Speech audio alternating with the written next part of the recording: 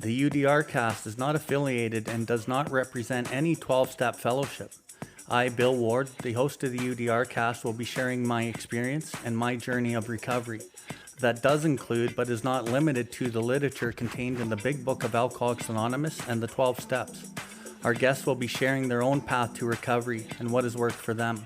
The Theudrcast encourages and supports all paths to recovery.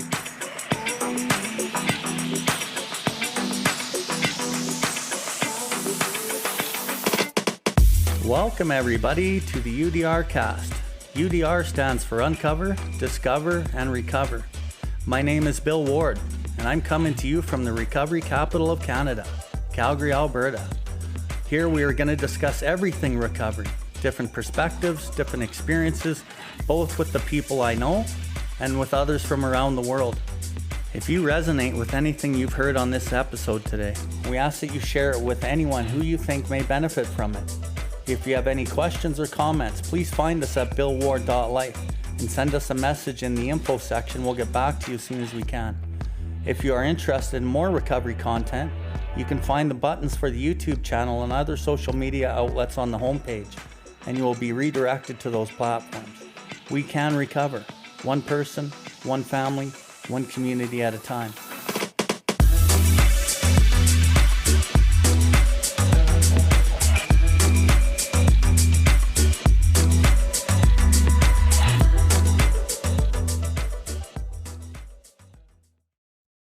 Right on, welcome. So today, my guests are my two youngest daughters. I have Jillian and Lucy here. Jillian's my youngest daughter. She's just gonna turn 18 in September, and Lucy just turned 20 this last month, a couple weeks ago. And so yeah, it's awesome to have my girls here. Thanks for coming. Thank you for having us, Vaj. We're glad to be here. So today, we don't really know what we're doing, but, I think it's a good opportunity. We know there's a lot of families out there. So I think my goal today is to maybe hit the families and maybe children of alcoholics and, have the alcoholic or addict who's listening to maybe relate and get some hope from our story. Do you girls have any intention of what you would like this podcast to reveal, or what would happen out of it? Lucy? Maybe what happened and how we're getting through it and how our lives have changed already, in the best way possible. Jill? And for me, probably just the struggles and everything that we have overcome, and that a lot of families also have to go through and overcome as well. Awesome. Okay, so I'll kind of maybe lead this off here. So, just for anybody that hasn't heard, there will be a podcast coming up where I will be sharing my whole story. It will be getting edited here soon, but just quickly in a nutshell, I on my journey, being half First Nations, I spent a lot of my early years of my life not really wanting to be First Nation. I remember somebody really close to me when I was young telling me, because you are different, meaning First Nations, different skin color, and the perception of First Nations people, at least in Canada, is not the best. This person said, because you're different, you're going to be treated differently. And I didn't really understand even what that meant at a young age. But I did understand that I didn't want to be First Nations, but I didn't think about that when I was little. I just look back at it and I can see the patterns of my life, and I pretty much ran away from it. So, years go on, and, I live my life, and, there was a lot of alcoholism, and I didn't grow up with my parents until grade 3. I started living with my mom. As my grandma raised my brother and I for the first few years, basically. And then, I remember I kind of got to a turning point when I was 14 or so, going what the fuck's the point? Looking around the world and kind of not feeling great inside, but knowing that, I got to live. but I didn't really get it, and I didn't really understand what the point of life was. But being a teenager, you're always exposed to drugs at some point. I found weed, found alcohol, found some other drugs, and I found something that actually was pretty cool in my life. And that worked for a number of years. Really, all I was doing was masking some of the other issues and some of the belief systems that society taught me. But it fucking really took me down a bad road. There's a lot of violence in my teenage, early 20 years. There was in and out of jails. There was treatment center at 17. There's, I can't remember a lot of the really good things in my life, because I think a lot of things were really masked by the terrible destructiveness of addiction. Yes, I can remember some good times too, don't get me wrong, but they were in between all the blurry and blackout times of, between 16 and 22. And then I quit drinking at 22.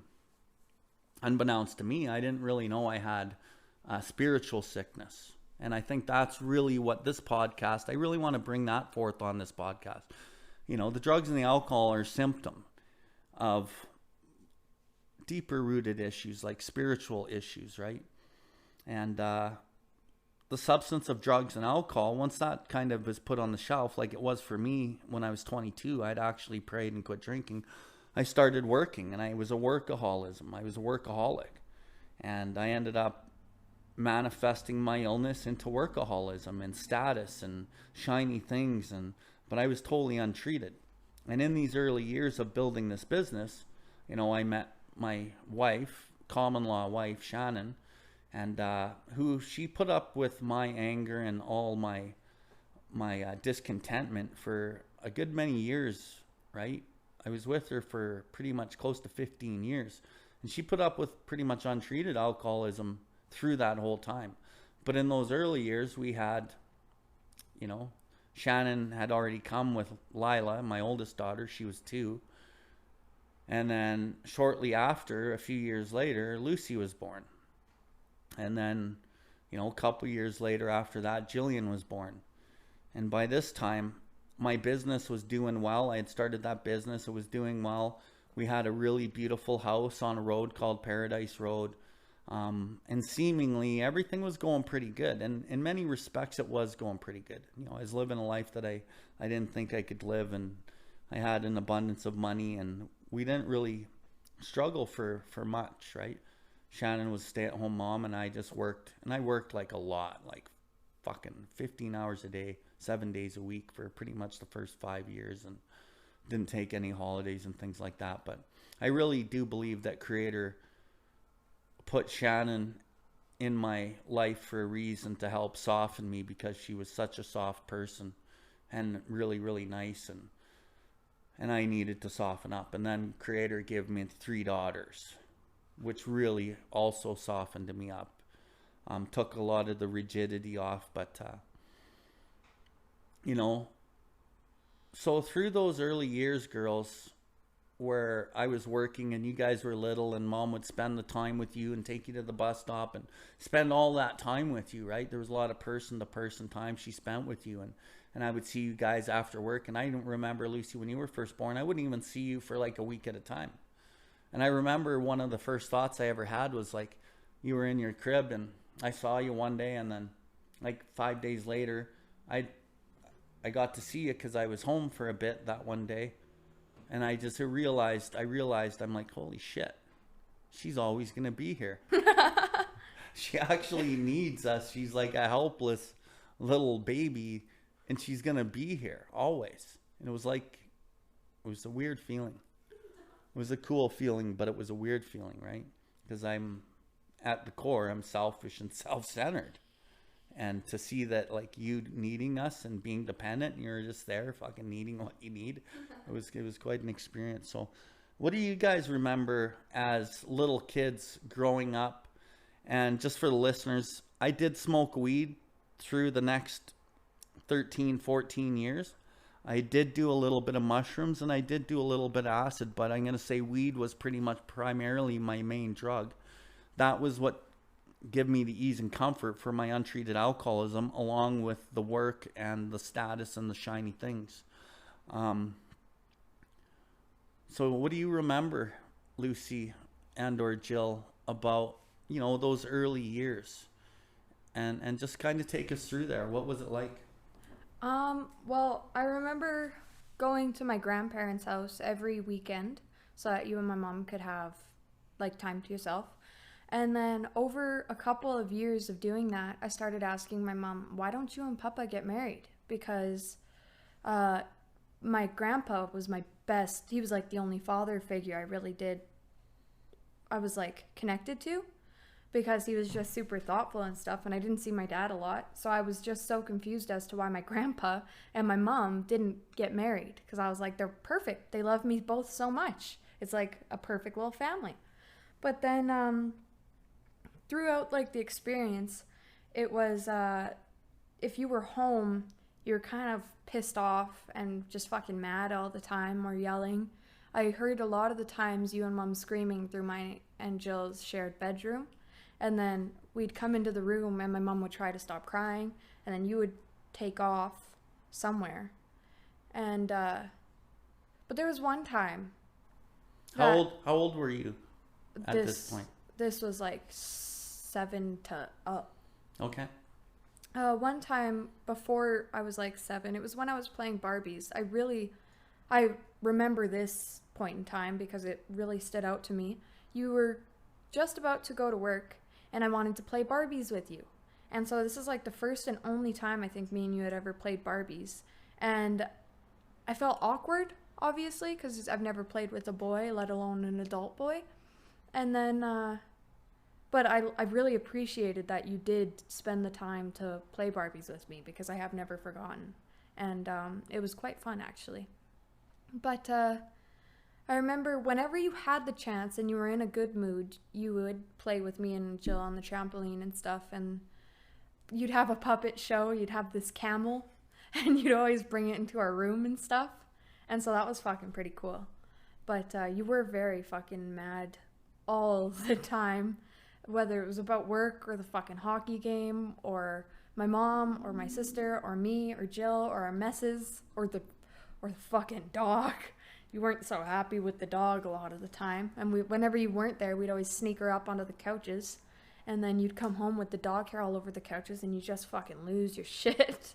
And for my earlier years, I think that's a lot of what I remember. And on the camping trips, I thought you and Mom were always just tired. I was like, why the fuck are they so tired all the time? And then I find out now, you guys were stoned out of your guys' minds. And now I'm like, hey, that makes a lot more sense. Rather than just being fucking just tired of shit. Okay. Jill, what do you remember about being little and growing up into those earlier years? Well, I don't really remember like a whole lot. I'm not too sure why. I just don't really remember a whole lot. But same with Lucy. I remember like being in our bedroom and just hearing like my mom cry and my dad yell. That was like a constant thing. It's terrifying. Yeah, it was a constant thing, and like trying to fall asleep or like being woken up by it. And then like just that was pretty intense.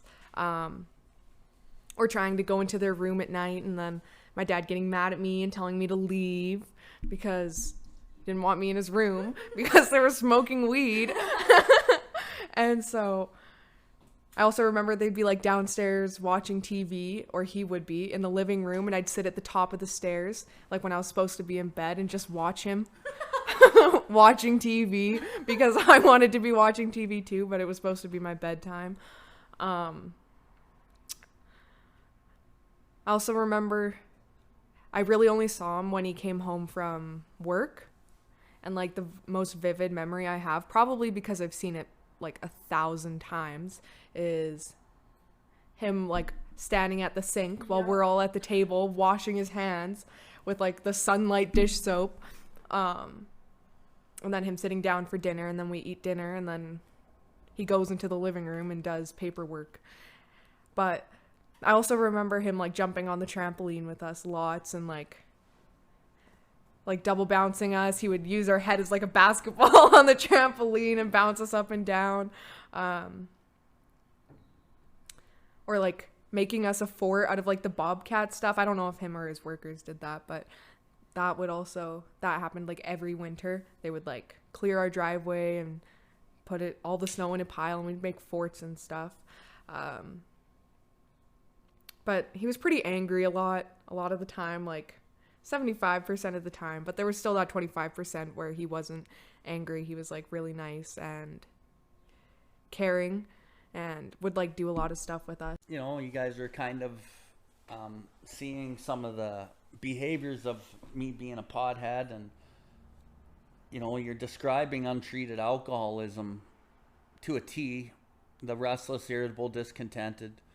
No one's really doing anything the way that I wanted it done.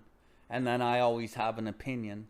I think part of that opinion came from a societal belief system that I am the man and I make the money, and you guys should kind of do what I say because I'm at the top of the food chain in the household, which is a fucking retarded belief system because relationships aren't actually built that way. But it's a societal belief system that I fucking didn't know I had, that I lived with, right?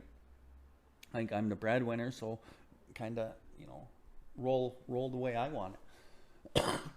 Anyway, kind of moving on. So then we spent a lot of time after a number of years. Your mom convinced me that I need to start taking vacations.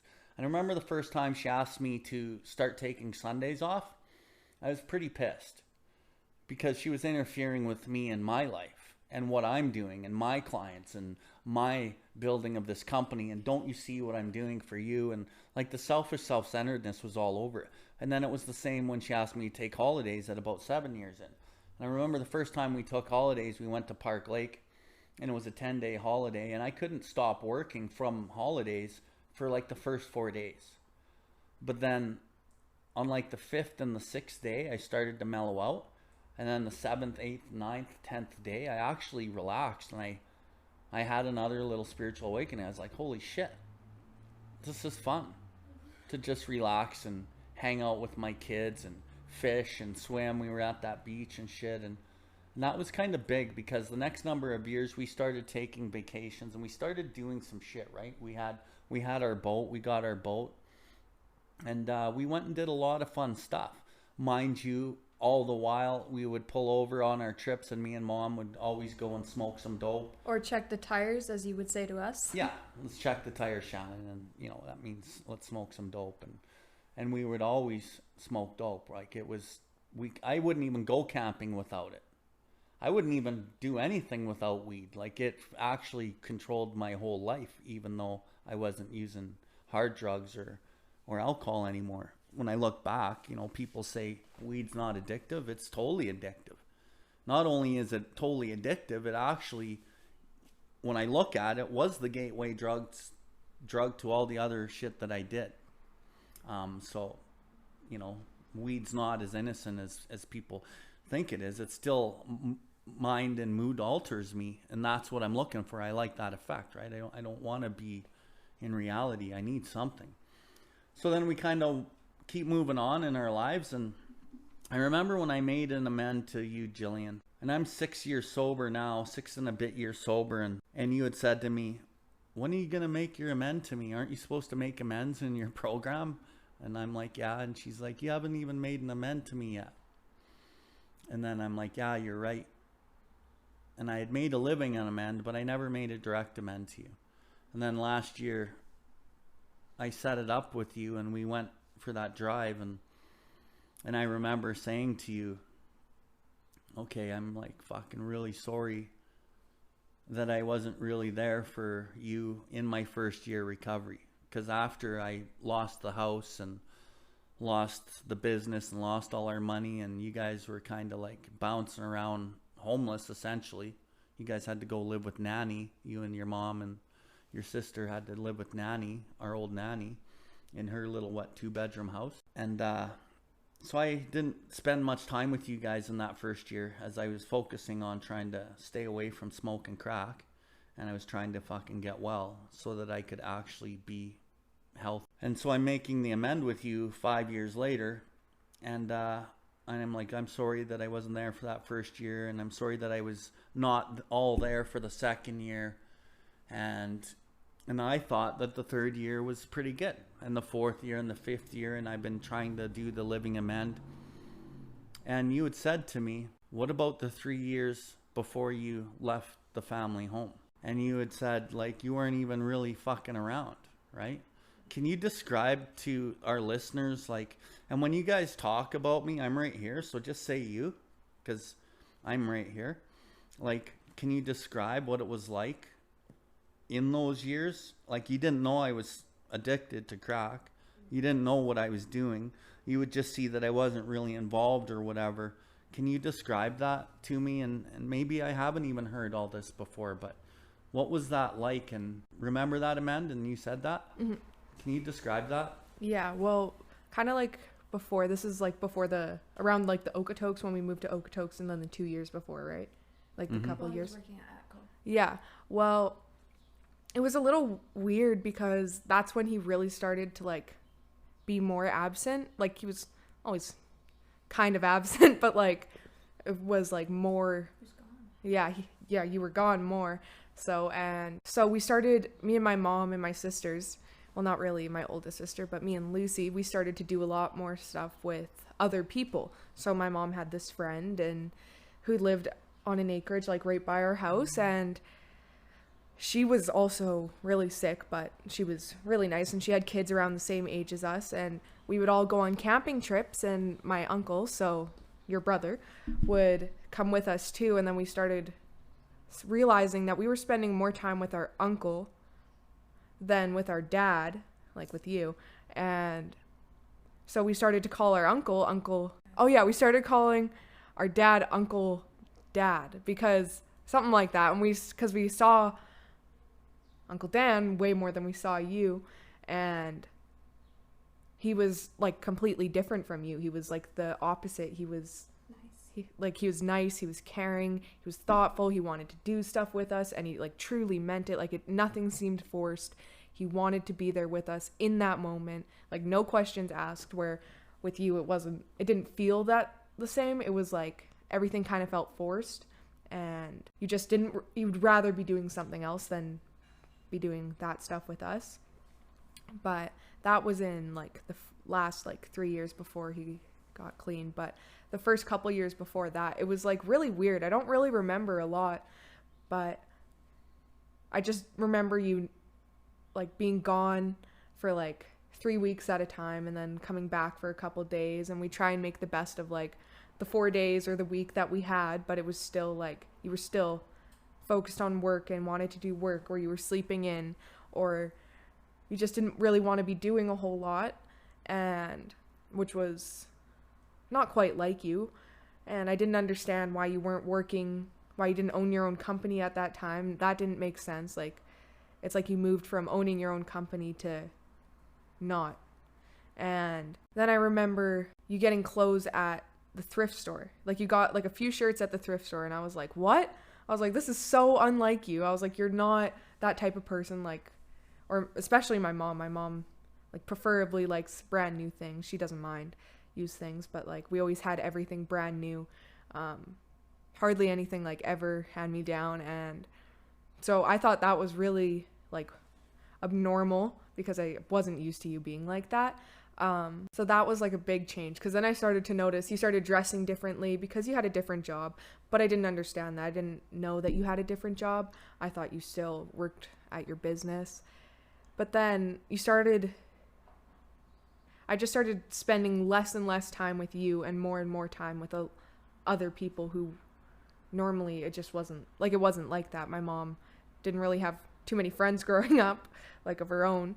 And so I never did that. And then we started hanging out with them. And then one day my mom's friend, who is a lot like my dad, they got in like a huge fight.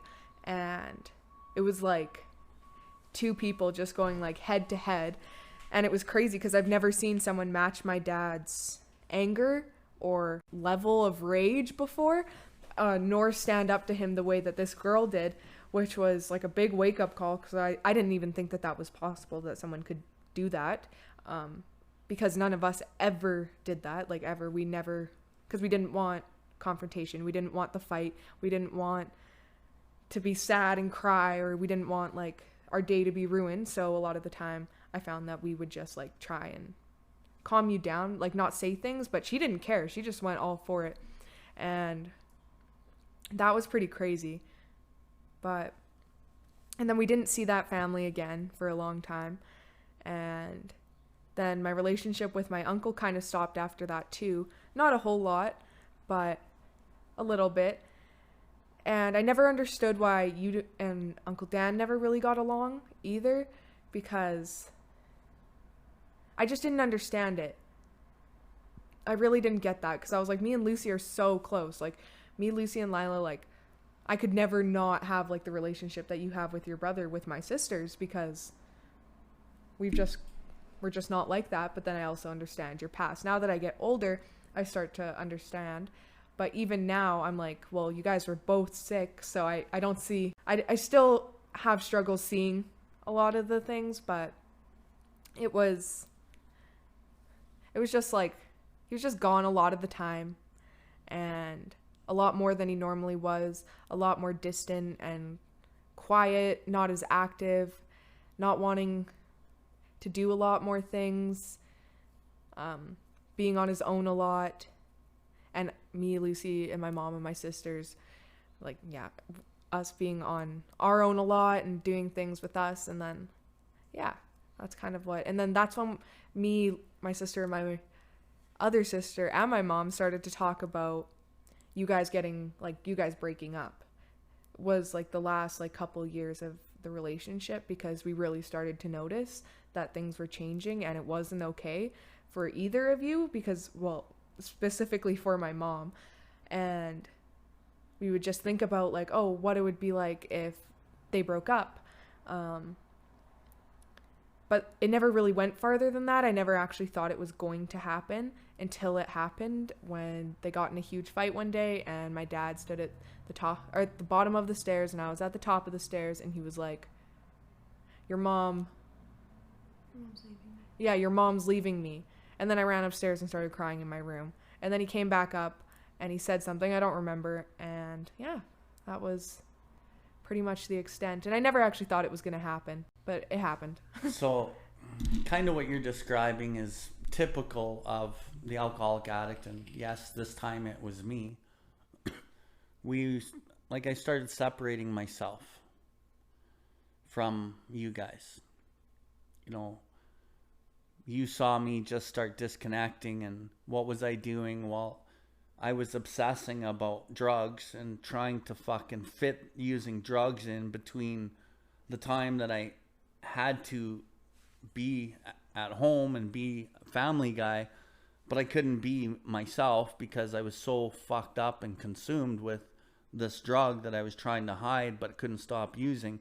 So I'm in the garage, I'm pretending to put away tools, I'm pretending to do this, I'm pretending to go to work, I'm pretending to fucking all these things. And even in the last years of running my business, I was actually struggling to run my fucking business because I couldn't fucking run it because I was in between smoke and crack. Trying to fucking not see my employees, trying to manage this shit from the phone and not seeing my clients and customers. And to your mom and to you guys, it just looked like the business was falling apart. And you guys didn't really know because you were pretty young. And, but it was, yeah, it was fucking like I was losing who I was, and I was losing you guys, and I was pushing your mom aside. I wouldn't sleep next to her in the bed. And I look back at it today, and I would start arguments and shit so that I could actually be disconnected from her so I could use.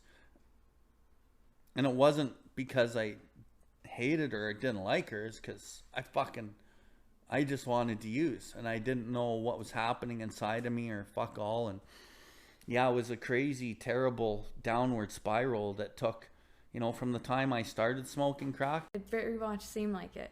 But you were just screaming at him, and none of us even knew. Ty didn't know we were there. And we didn't know Ty was there until you heard him start swearing and shit. And you got mad at him for saying what he was saying around your fucking kids. But to be fair, he didn't know we were there. It just happened to be coincidence that we were in the same spot at the same time.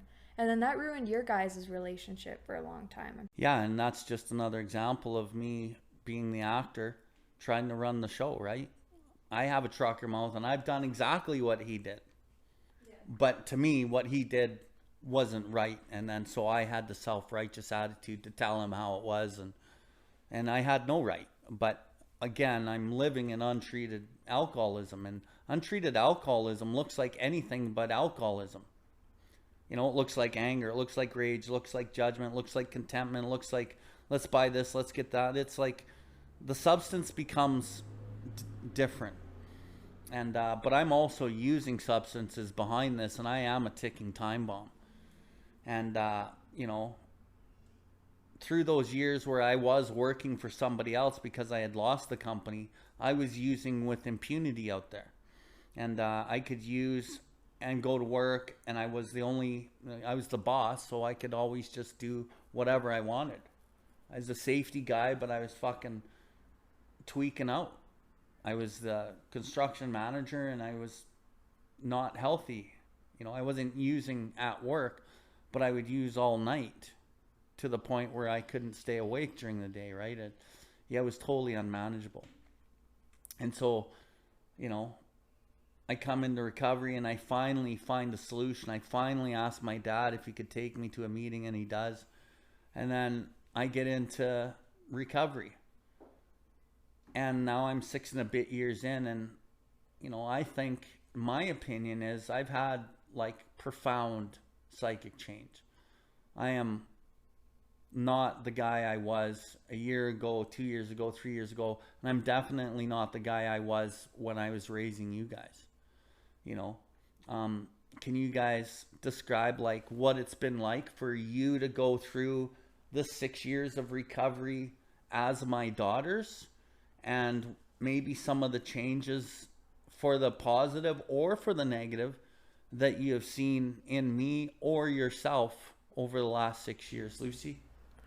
Once you started going to treatment, I had just began, I believe, grade 10 or... It wasn't treatment, it was just the program. The program, sorry. I was in grade 10, and I had no idea. We weren't living with you at all at the time. Barely saw you, really. And then I was always the kid that never wanted to do anything because I was raised in a Catholic school, so I thought if I did anything bad, I was going to hell. But then in grade 10, I started realizing that that's all fucking bullshit. Like, that's not the way life works. You can't just be terrified of everything. And so I was never really open to trying any type of drug until I found out that my dad had smoked crack. And then I started smoking weed, and I started smoking weed like almost instantly every single day once I tried it. And then my best friend, started judging me fucking hard, so I start hiding it from her. And then in grade 11, I started doing coke because I just didn't give a fuck. If my dad can do all this shit, I can too. And I was very resentful towards the program because whenever I was with him, he would talk about the program and how good his life is. And I'm like, well, mine's fucking shit. So fuck you and fuck the program too. But that's not how I should have been thinking.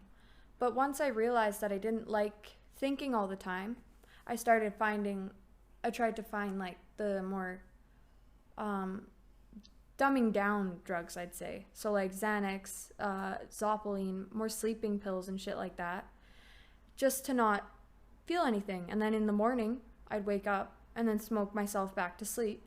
And I was really struggling with my dad's relationship with me. It'd be fine when we were together because he kind of stopped talking about the program. But then when I was not with him, I'd just talk shit about him because I couldn't fucking believe, or I'd talk shit about you because I couldn't believe, like, why you're so fucking happy and there's nothing for me. And then I almost didn't graduate school, which was very scary for me because then I'd have way less opportunities than I do right now. And I went through an incident from being so fucking oblivious to all the shit around me that really knocked my head in. And then I had another incident that fucking knocked me to the ground a month later, and it just like destroyed me. So I slept in bed and did Xanax for like 7 months straight.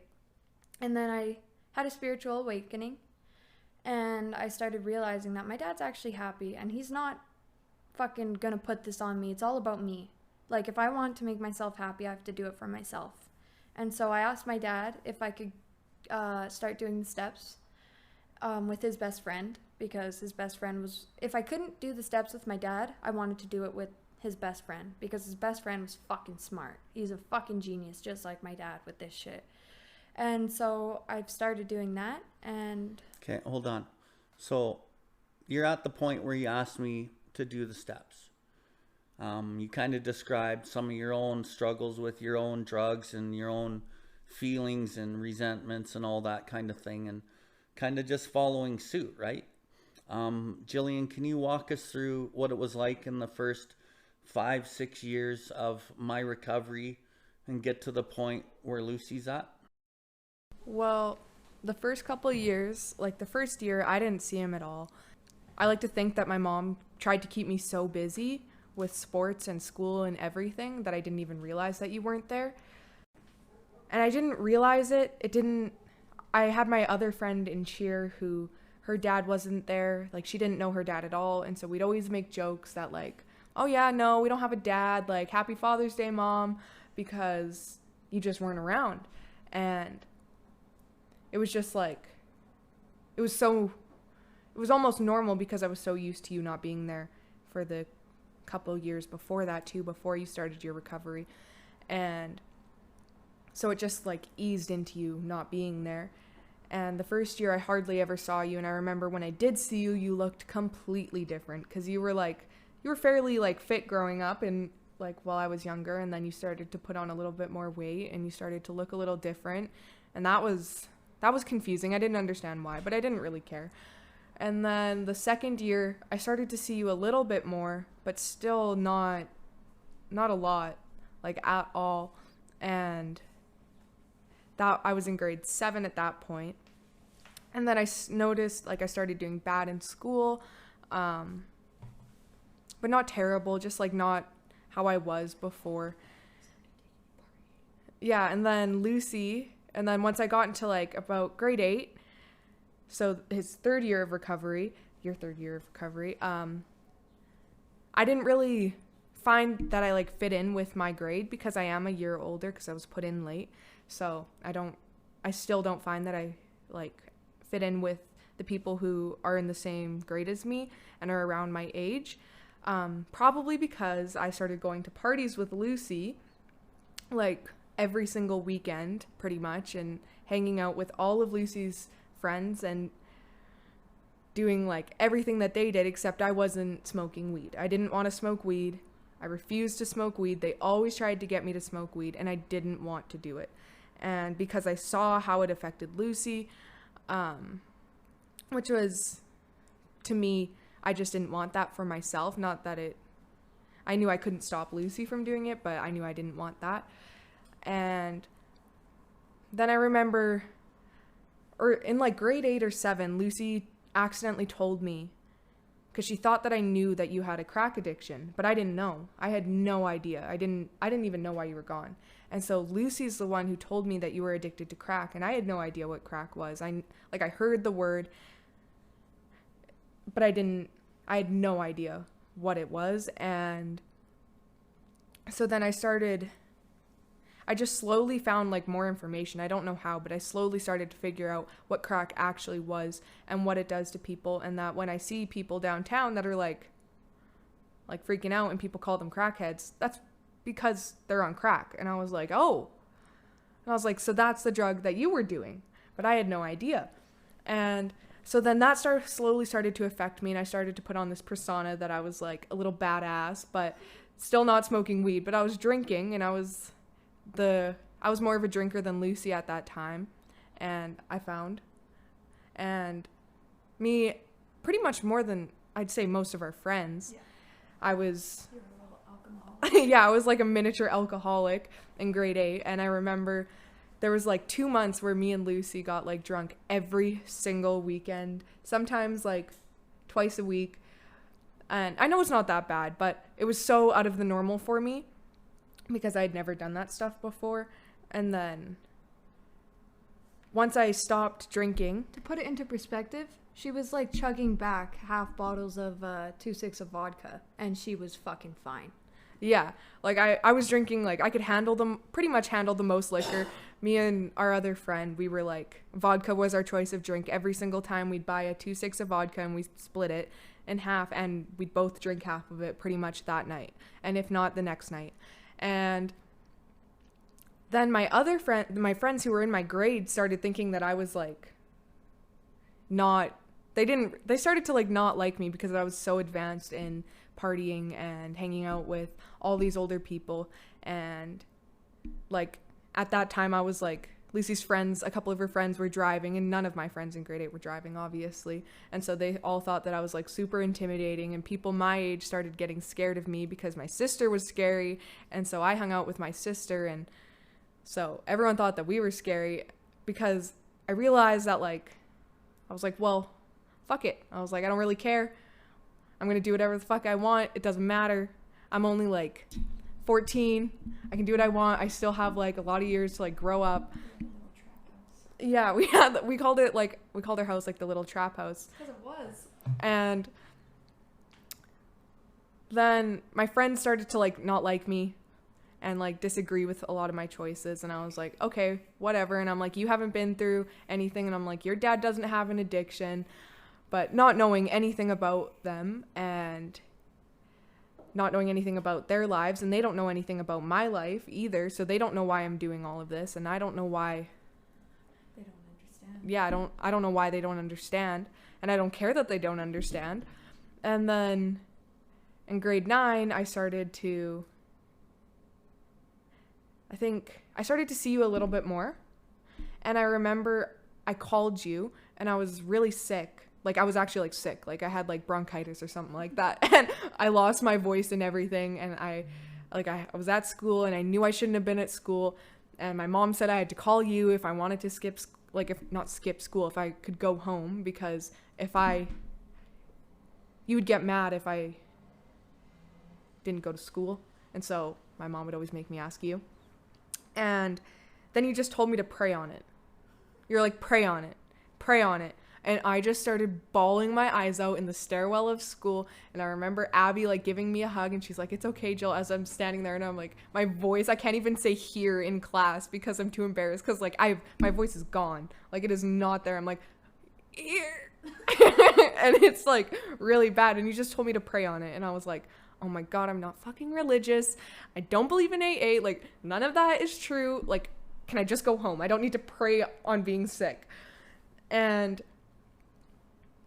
then that year I started to smoke weed, because every time I got drunk, sometimes I was very adamant on not smoking weed, but sometimes when I got drunk, I would grab Lucy's bong and smoke a little bit of weed, and Lucy hated that. But yeah, I really didn't want to do drugs because I knew how it affected you and Lucy and also my uncle, and you guys were like the 3 main people of my life. And so I just did not want to go down that path. I didn't like the way that they affected me. Like, I didn't like what they did. And I didn't like seeing you guys on like drugs, especially Lucy. And then Lucy, I was having my 15th birthday party, and I had a couple of like my cheer friends over, and Lucy's friends were over. And then Lucy's guy friends, and then they brought like this big bag of weed, and like none of us have ever seen weed. And I'm like, wow. I'm like, because I knew that my dad used to dabble around in that, and I was like, kind of like, I got like a reminder that was like, kind of looked like my dad, and like when he was a teenager, like I bet that this is what you were like. And so me and my friends were taking pictures with the weed because we couldn't believe it. And then this one guy went upstairs, and I was like, Lucy, I was like, he just went upstairs, like, just be careful, because I didn't want them to steal anything. I didn't want them to do any of that. And Lucy goes upstairs and ends up doing a line of coke. And I try to get mad at her, and she wouldn't let me get mad at her because I don't know why. And anyways, then at that point I started to realize, I was like, okay, if my dad can do whatever the fuck he wants, and I'm like, and Lucy can do whatever the fuck she wants, and I'm like, then I'm gonna do whatever the fuck I want, because it doesn't fucking matter.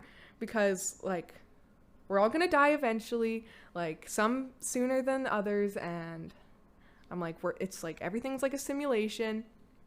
But so then I started smoking weed, and pretty much once I started smoking weed, I started smoking a lot of weed, like Lucy. Not quite the same. It took me a little longer to get into it, but then once I got into it, I was like Lucy, pretty much. It was almost like I'd been smoking just as long as her, and still like really upset with my dad and being like, okay, I don't have a dad. He's not really there for me. He wasn't really there for me my entire life. And I'm like stuck in my own self-pity with how you treated me growing up. Not that everything was bad, but it also wasn't the best. And so then what happened? Yeah, so then like grade 10, I started smoking a lot of weed because of how I perceived my dad and how I thought that when he was younger, I thought that was cool. I thought like doing all of that was cool. So I was like, okay, well, I want to be cool, so I'm going to be cool. And so I started doing all of that, started making like all my friends smoked weed, and it was like, I don't know. But then I always had like my dad like telling me about AA and telling me that like I'm spiritually sick, or like I'm a mini alcoholic in training. And I was always like, no, that's not true. And I'm like, I cannot be an alcoholic.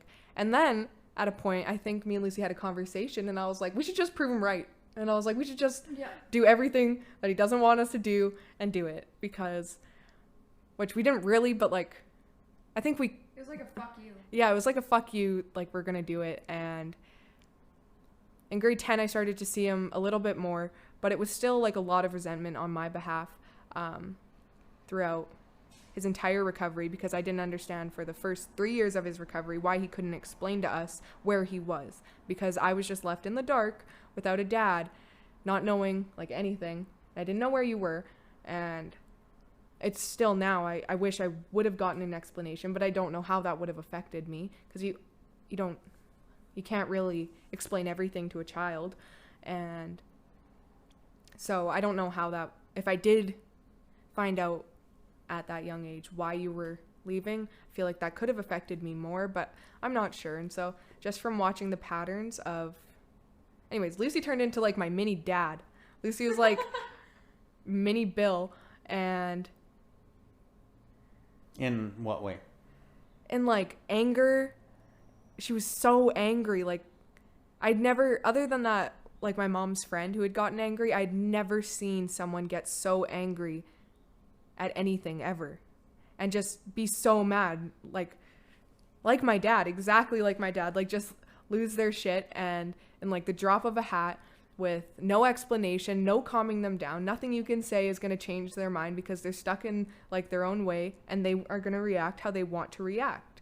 And so even though I had gotten almost like free from my dad's anger, then Lucy's anger started to step up, and it was like, what the fuck? I was like, this is crazy. This was like a big plot twist. I was like, this isn't. And she like started to like parent me too, which I also probably needed, because I probably did. And so Lucy was exactly like you. And she wanted, and I probably, from me saying that she was like exactly like you, she probably was like, that probably didn't help, because I used to tell her, oh, you have like the anger just like Faj, like you're just like him, or you're just like this person and this person. So which probably angered her more. And anyways, Lucy started to become like a spitting image of you. Like literally you guys like had the same body type. You guys like were literally the same person. And so, except Lucy would forgive me way faster than you would.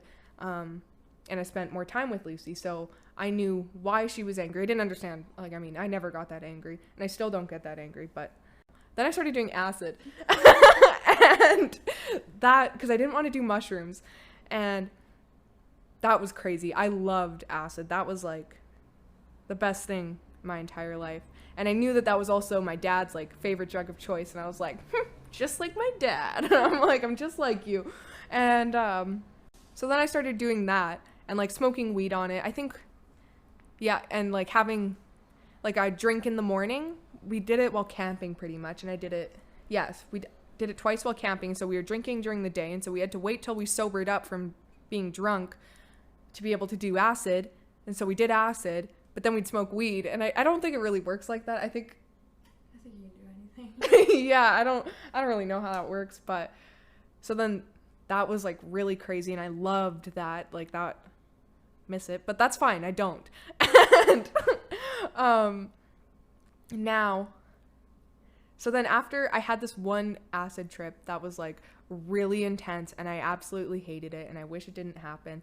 And I just like swear I opened my third eye and everything, I saw everything from a different perspective. And I was like, okay, I need to start being selfish now. So I started being selfish, which I hadn't been. I'd been very understanding of my dad and Lucy and my mom and everyone. Well, not really telling like them how I felt sometimes, but not really, just like. And then I started being really mean to my mom because I started holding resentments. And then I remember my mom like calling my dad, or someone was talking to you, and then you got really mad at me for being selfish. And I was like, you're right. I was like, I am being selfish. And I was like, I literally said that a month ago that I'm going to start being selfish because I wanted my own way finally, after like just watching everybody else do their own thing and not care about like me per se. Not saying that they have to, but I was just like, what the fuck? And so then I was like, okay. Then we started waking up. Yeah, then you started this thing where you started waking up in the morning with me at like 7:45 before I went to school to pray with me and meditate. And at first I was like, I'm not praying to anything. I don't believe in anything. Like I was a complete atheist. I knew that Creator was there, but I was just saying that because like I'm First Nations, but it didn't mean anything to me. I didn't care that Creator was a thing. I was just like, okay, that's just like another Jesus. But then through I think 3 weeks of us waking up almost every single day and doing that, I started to see like changes in myself and my mood and my attitude. I realized that I could calm myself down, that my anxiety wasn't as bad. And so that really helped me. And then 2 weeks later, I think, or I don't know how many, then me and Lucy asked for a big book, and our dad set us up with sponsors, and then we started doing that.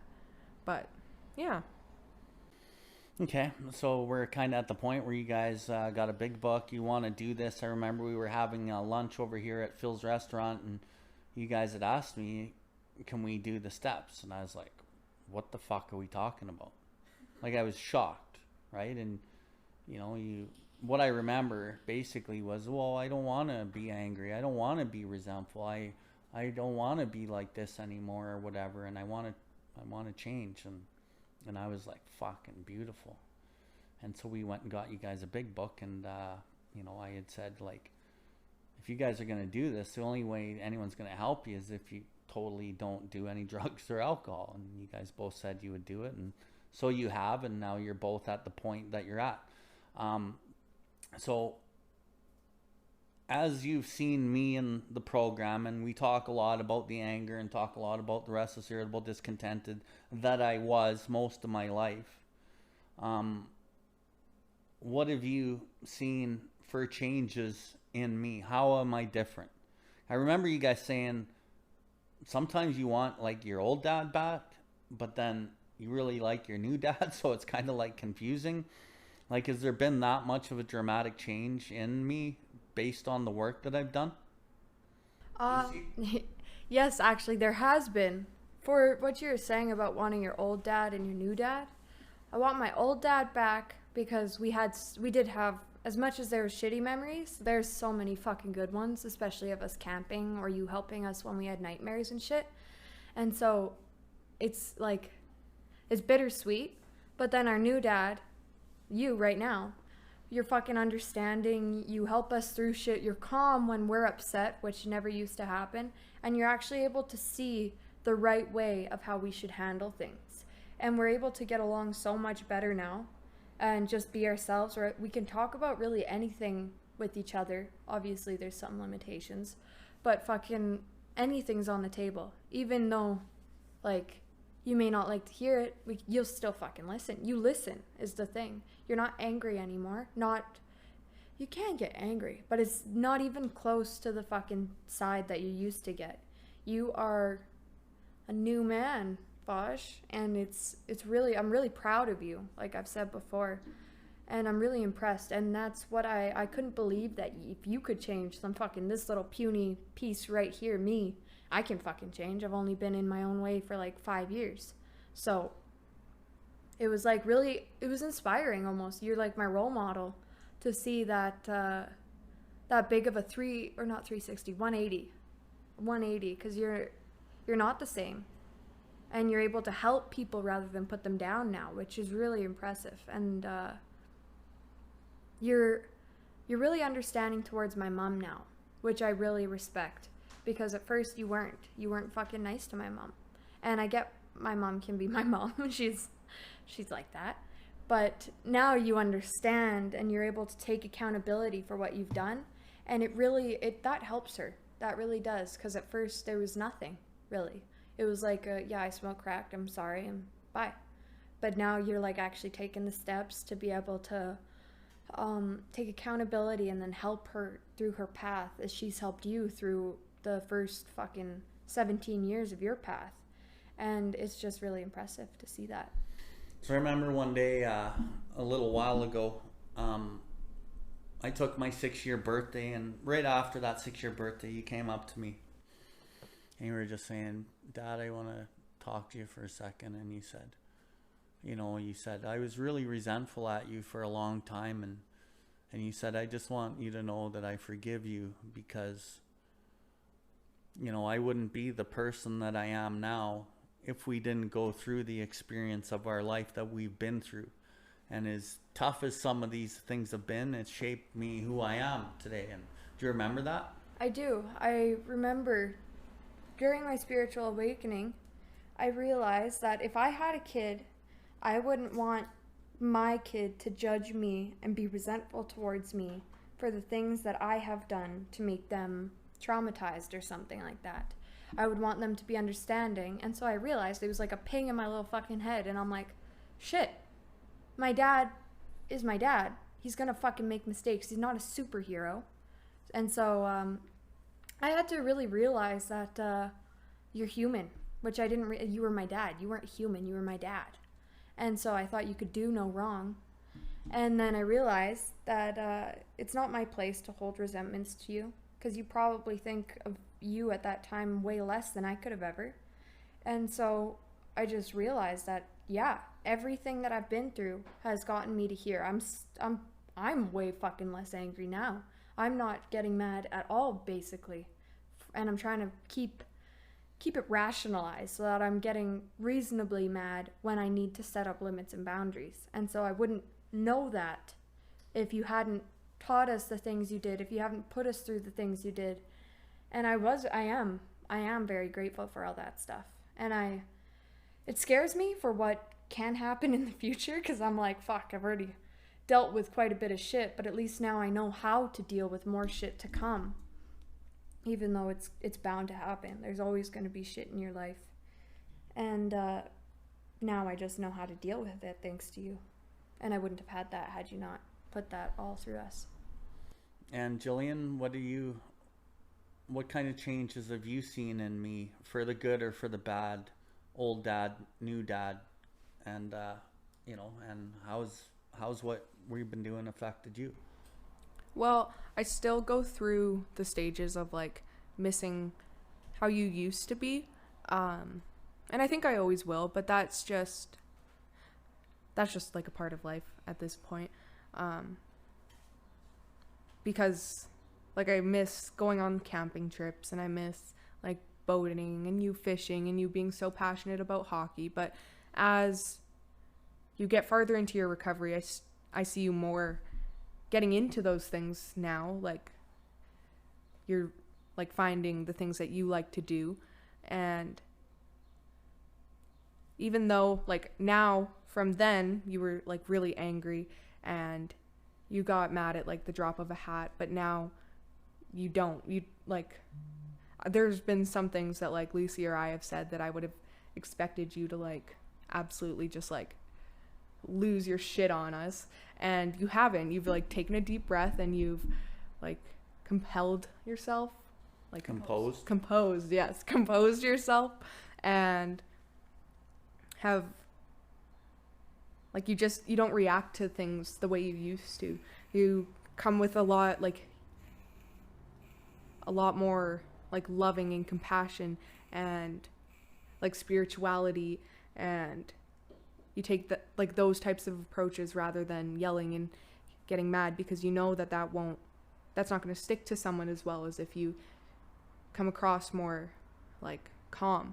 And just seeing like the way that you handle your entire life now, it's completely different. And I realized that like your old you is what I needed when I was a kid, to have those memories with you, but the person that you are now is who I need growing up, because if I had old you, then I wouldn't be able to go through, like, we'd be going on camping trips instead of talking about how to get through my issues and my addictions and my struggles, instead of, like, we wouldn't have the same relationship. I wouldn't have a support system like I do now, because I didn't need it back then, where now I need it. I need someone to understand what I am going through and to help me with these things. So as we talk about like alcoholism, drug addiction, as like it's a family disease, and as we discussed today, it is a family disease. My addiction affected every part of every one of your lives, and your friends' lives, and your mom's life, and Cowboy Silver, the dog's life. Like, I think the only person's life who went actually up rather than down was Cowboy Silver, my dog. She is happy as can be. That's right, true. Right. And so as you guys have actually started working your steps, I think, Lucy, you're on step 8 or so, and Jillian, you're still writing out your step 4. But you guys have had, in my opinion, I've seen it, and I've talked with your mom, and we've seen it.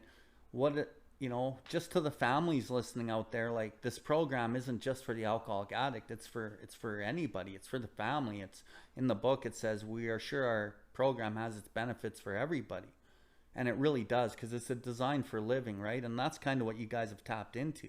Since you've been working the program, Jillian, what kind of things have you noticed about the program, or about your own spirituality, or the benefits of it, or what can you tell our listeners about, what it's been like about working this program for 3 months almost? 3 months tomorrow. What have you seen change?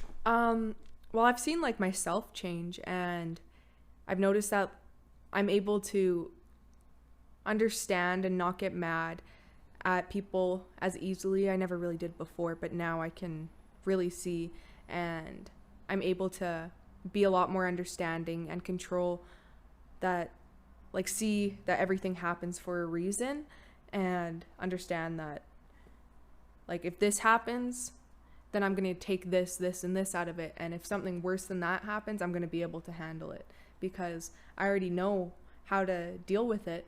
And the people in the program are also, like, really inspiring. I mean, I love the people in the program because they're people who are on the same level as you. They understand. They are, like, they know what you have gone through, even if, like, you don't even have to explain it, because everyone starts the program for a reason, whatever that is. And to have, like, that just support system in that group there who understand you and get you, it's, like, really, it's really nice. And it's very... And your sponsor in you, how do you like her? I love my sponsor. She's really great. She's pretty close to my age, like a couple years older than me. But I see a lot of her traits in myself, but I'm also able to see that, like, how far she's come, and how many, like, I've heard so many people tell her that, like, they're, like, really inspired by her, or that she's, like, super smart for, like, or, like, to have all this knowledge is crazy at her age. And I'm just like, wow, like, that's really inspiring, because she's going to be able to have, like, a quality of life compared to how it was before the program. And then I see that for myself too, because it's like I'm able to, like, almost see myself in the future. Not quite, because we're a little different, but what have you seen in your sister? I've seen my sister completely change. Like, she is not even close to she's like a 180. She's exactly like my dad. She doesn't get, like, we get in fights, obviously, because we're sisters, but we used to get in, like, fights where she would throw things at me, or she would hit me, or she'd threaten me, and I tell her, if you touch me, I'm going to call the police. And so now I haven't had to say any of those things in, like, the last, like, 3 months that she has been working in the program. Like 6 months. Well, yeah, 6 months. A lot has changed in the little bit, but we haven't really gotten in fights, like, at all. She's a lot more calm. She's compelled. Composed. So essentially what you're saying is this program changes you from the inside out, and every relationship in your life, including the one with yourself, has rocketed or benefited from it. Yeah, I haven't seen anything really go downhill from the program, like nothing from really anyone. I've only seen people, like, get better and healthier and happier throughout the program. And Lucy, what has the program, in your perspective, done for you, your relationships and your relationship? What have you seen in Jillian? For Jill, I've seen an incredible change. Like, she's actually happy now. And she was really sad and mad, but she wouldn't act on her anger because I would always top it, and I wouldn't be as compassionate as I would be towards myself for her problems. And I'm just really proud of her because she's doing it way younger than or not necessarily way younger, but she's doing it earlier than I have been. And it's just really impressive to see the change that you wouldn't even expect, especially for someone who doesn't like change. I fucking hate change, and I'm working on that big time, and I'm accepting it, and I'm realizing that change, even if it's bad, it's good, because you're gonna fucking be happier after, once you're able to go through it and have that experience and have the story to tell about how you were able to actually deal with it rather than let it deal with you. And for me, it got to a point where I was sick and tired of being sick and fucking tired. And so that's what really hit home for me, because I'm like, well, fuck, I don't want to be stuck in my own way all the time. I'm pissing myself off at this point. And now I'm happy. I haven't been happy in fucking years. And I'm just blissfully happy. I have a dog now, and she loves me, and I love her, and I have the compassion that I never thought I would for an animal, especially a dog that won't fucking listen to me. But it works for me because it shows me that other people are just like dogs in a way. They're not going to fucking listen to you if they don't want to, and that's fine. If they want to be stuck in their own ways, that's completely fine. But something I've also realized coming in this program is every single person on earth has an addiction to something, whether it's addiction to eating, addiction to sleeping, addiction to shopping. Like, you go out and buy things because you think it's going to make you feel better, but it doesn't, even if it's not a substantial amount of money or a substantial amount of things. Everybody is a predispositioned alcoholic, and it may not be alcoholism, it's something of their own. And to be able to get through things without getting mad, without not understanding, with just taking it with the punches and shit, is actually really fucking inspiring, even for myself.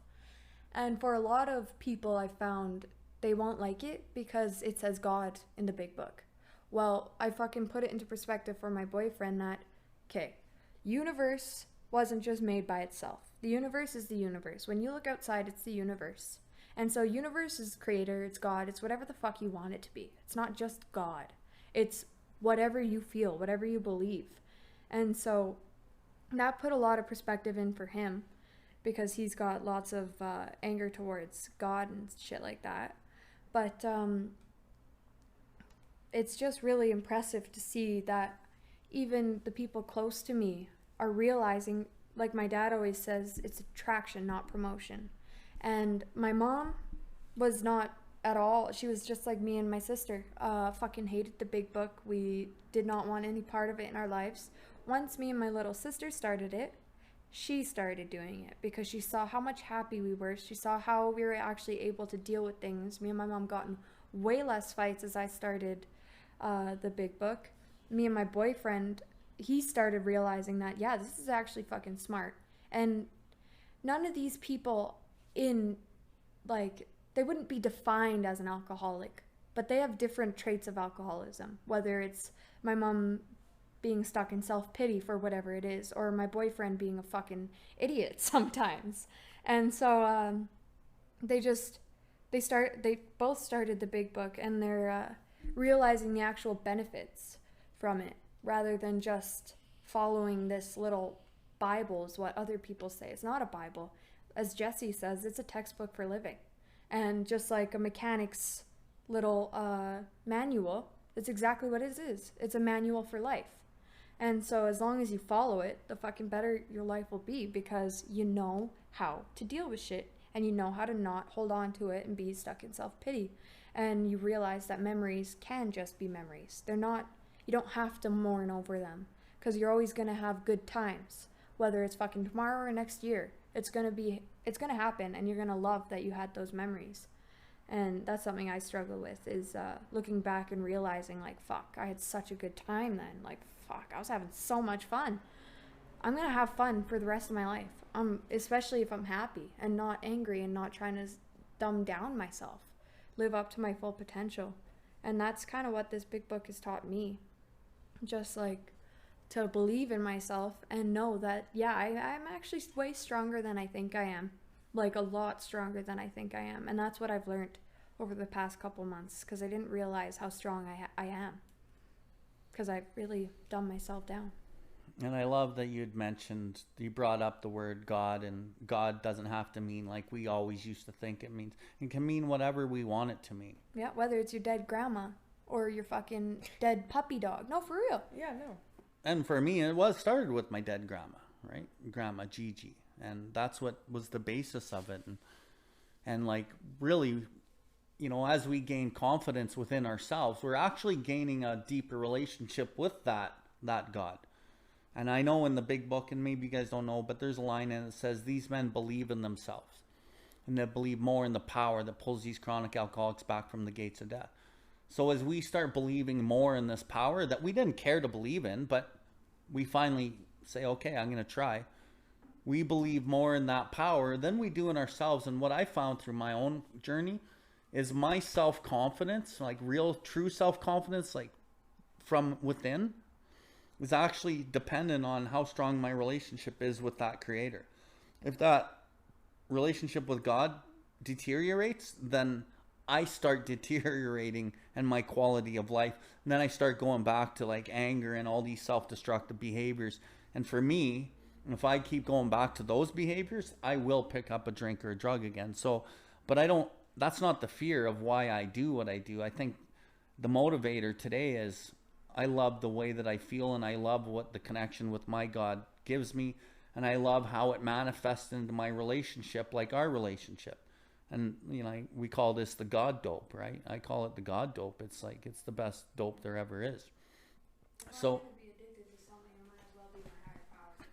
right.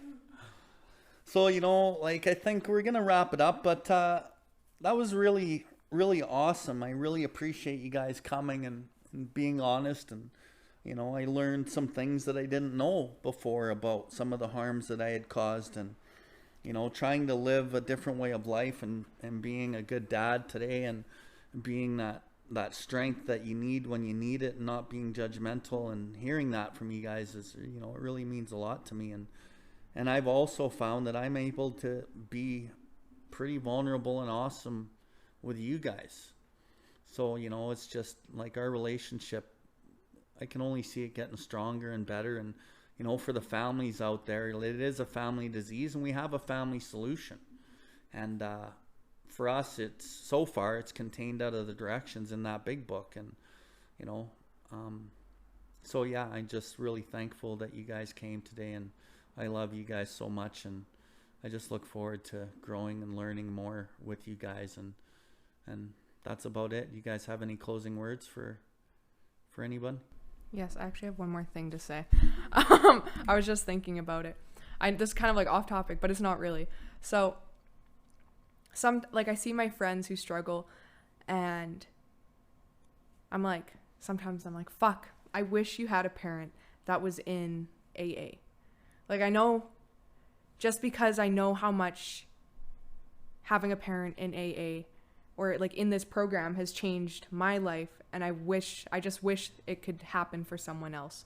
And so, yeah, because I know like the benefits, and I see where these people could use the book in their life, in their day-to-day life. And it's not sad, but it like kind of breaks my heart a little bit that I have to watch people struggle, especially like my closest friends, because they don't have someone like my dad, who's in the program and has the capability and the ability to help them. So yeah. Yeah, it's almost sad seeing people struggle when you know there's a solution right here. Yeah, it's like right in front of your eyes. Right. I know, I get it. Yeah, Lucy, any final words? Yes. For one, thank you for having me here. Happy to be here. Thank you. And for the families of those who are alcoholics or in AA or something like that, if you don't want to, that's fine. That just means more pain and suffering until you do, kind of deal. But why not? Because if you don't think it's going to do anything, just try it. Because then after the big book, then nothing changes. But if it does change, it's definitely worth that fucking shot. So that's what I'd have to say. Like, why the fuck not? Yeah, what do you got to lose, right? Yeah. You got everything to gain, and you don't even know what it is that you're going to gain. And it's way more than you think that it ever would be or could be. Yeah. And you guys are saying this at steps 8 and steps 4. Mm-hmm. Just, imagine what your life will be like when you're done the steps and you start living this way of life like all the time. Like, there's no end to this, really. Mm-hmm. So, awesome. Okay, ladies, I love you, and you guys have a great rest of your day. Thank Love you. you, Vaj. We love you too. Love you more. Love you more. Love you most. Bye. What the fuck are we talking about? What are we talking about? Thank you for tuning in to the Theudrcast. We hope you have enjoyed this episode. The viewpoints and the opinions expressed today were solely of the individual sharing them. If you resonated with this episode, please follow us and share this link with anyone that may benefit from it. Please visit us at BILLWARDLIFE to see everything that we have going on. We can recover, one person, one family, one community at a time.